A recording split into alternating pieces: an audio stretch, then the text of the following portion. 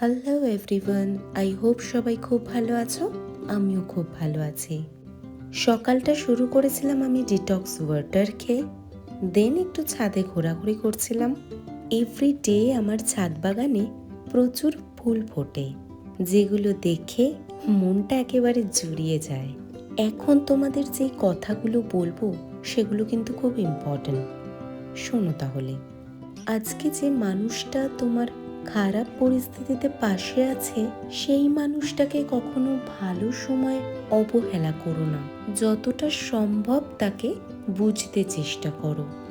যদি অবহেলা করো তাহলে মানুষটা কিন্তু একদিন হারিয়ে যাবে। তখন দেখবে আশেপাশে অনেক মানুষই আছে, তবে পাশে থাকার মতন কেউ নেই।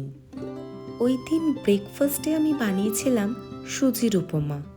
মা আমাকে ছোটবেলায় এটা প্রায়ই টিফিনে করে দিত।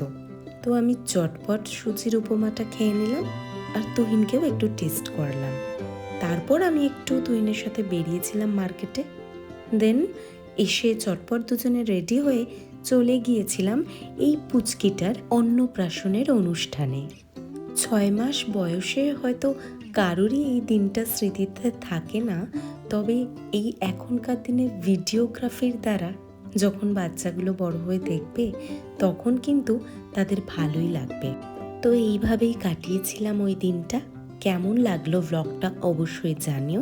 ভালো লাগলে অবশ্যই সাবস্ক্রাইব করে আমার চ্যানেলটার পাশে থেকো আরও নতুন নতুন ব্লগ দেখার জন্য। Thank you.